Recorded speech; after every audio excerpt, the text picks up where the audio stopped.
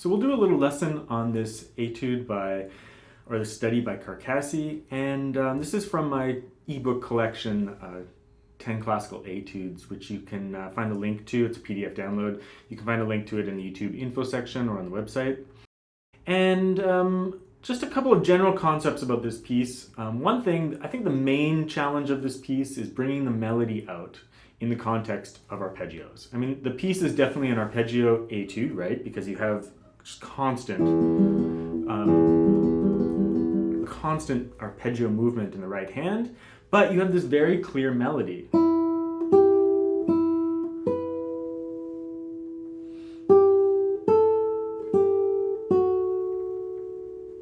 So you have this nice horizontal legato melody, but you have all these arpeggios to deal with. So putting those two things together is definitely the challenge of the piece. So what I'll do is let's just talk about that concept the most, and then we'll just kind of go through the piece and talk about a few tricky little sections. Everything that you need is in the ebook. A notation version is in there, and a tab version, and as well as all the fingerings and everything. So the first thing I would do is I would just play the melody on its own.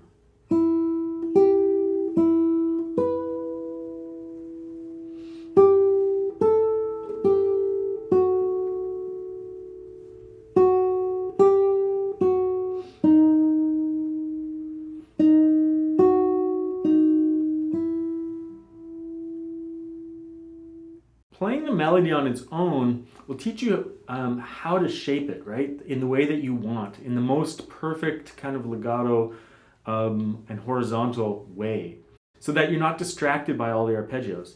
If you practice that a lot and you put it in your ears, then that's the way you'll hear the melody, and that's the way you'll strive to play the melody when you play the piece. Now, when you put that in the context of the arpeggios,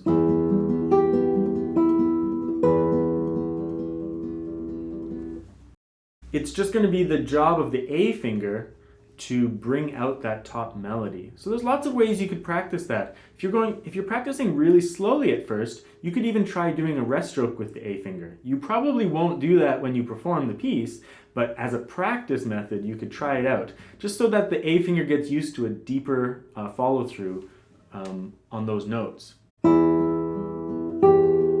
Sorry.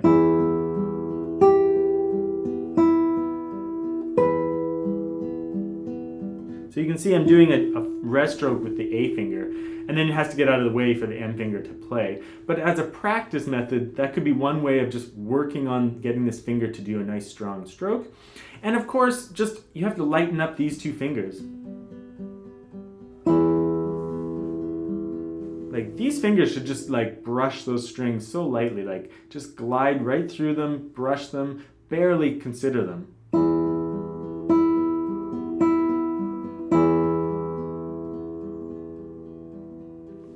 So they're so minimal.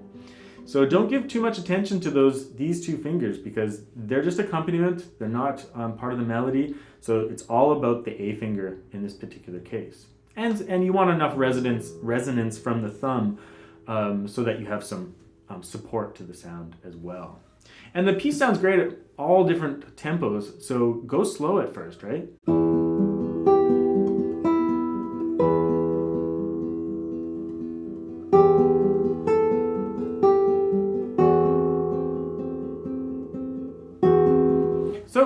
Go through the whole piece trying to really just bring out that A finger and bury everything else, and put the metronome on and put it really slow, like half speed, half of your eventual goal, and just go through the whole piece and make sure you can do that. Because if you can't do that, then you're not really working on the piece. You're just pumping up your technique, but not really being musical. So be very, very musical the whole time. In terms of the actual arpeggios, I like to do a little warm-up with this, where I just kind of go half speed.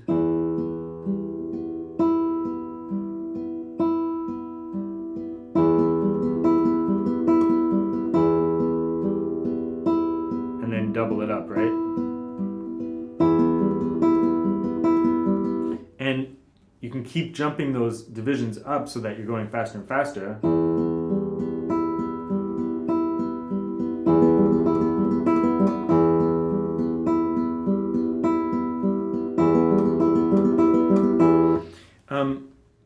just as like a little speed exercise to get your hands used to what it might feel like to play fast.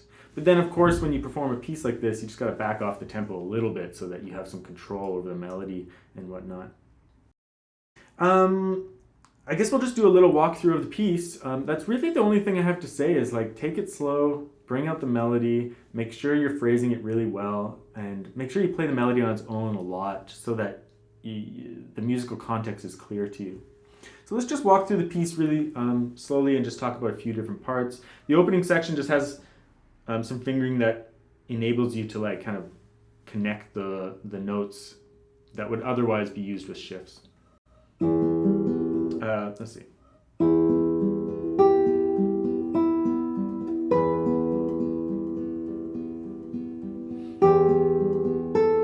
Slide 4 down so that 3 can play. Make sure you get 4 first and then grab the rest of the chord after, because it's kind of a tough shift. So just grab 4 first.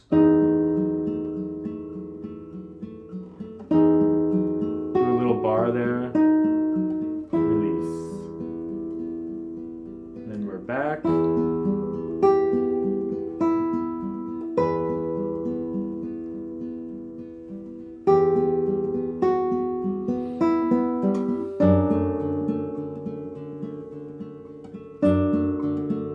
much to talk about here. Slide 2 up so that 3 is available for this shape, this D7 shape. Throw 4 in so that you can get this shape. And then reach 2 out. This is a little bit awkward, but it's so helpful for just sliding up into the next shape. It's pretty secure because the 4th finger, this is at the top of the 2nd page of the notation version, it's so secure because the 4 just stays there. So this is a little bit awkward. Then the 1st finger is available to grab the bass note. And again, jump into a bar here.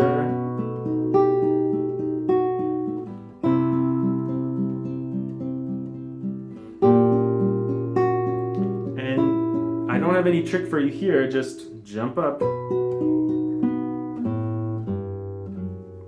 It's a pretty tough shift.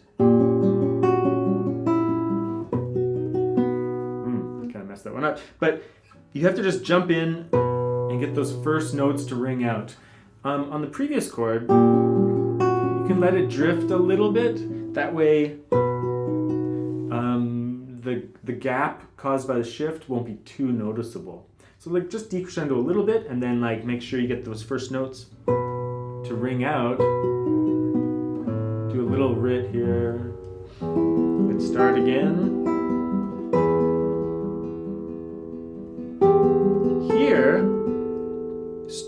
Jump 3 in so that you can slide it down and get this shape. Previously I did a bar here, but it was pretty tough to like get smooth and legato. You really had to jump your fingers. And it's probably what Carcassi did, is jump his fingers around. But this is a better fingering for sure. 3. So you're kind of in a negative position. You're like first finger's out of the picture almost. But the reason is that your first finger is needed for those bass notes that come next. Right here. You need this first finger available for those bass notes. So you might think it's a weird fingering, but it's really worth it.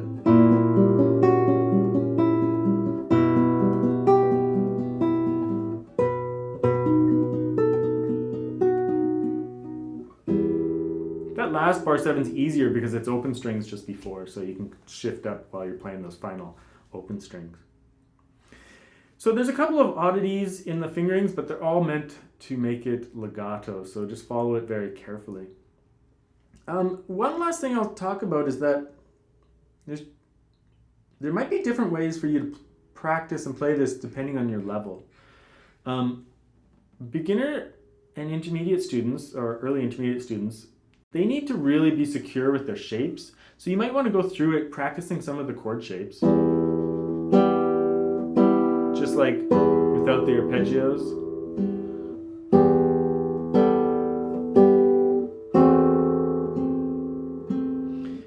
This might just help your left hand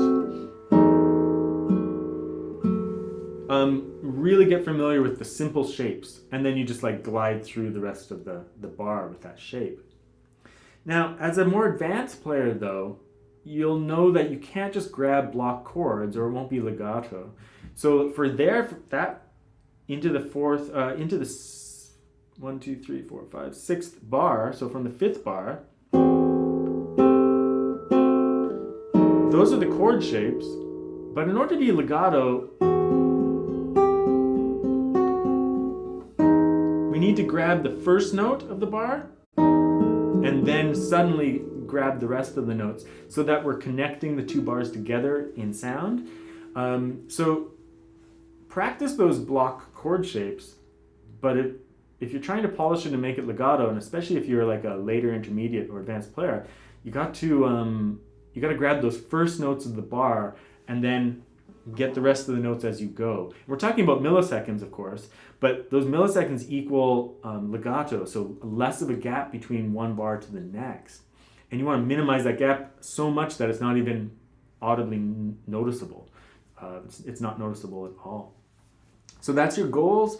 Hope you enjoy it. And again, you can grab the book off of This is Classical Guitar or Werner Guitar Editions, which is opening up really soon. And it comes with a notation only version and a notation plus tab version and all the fingerings and everything you need. So pick up the book if you like.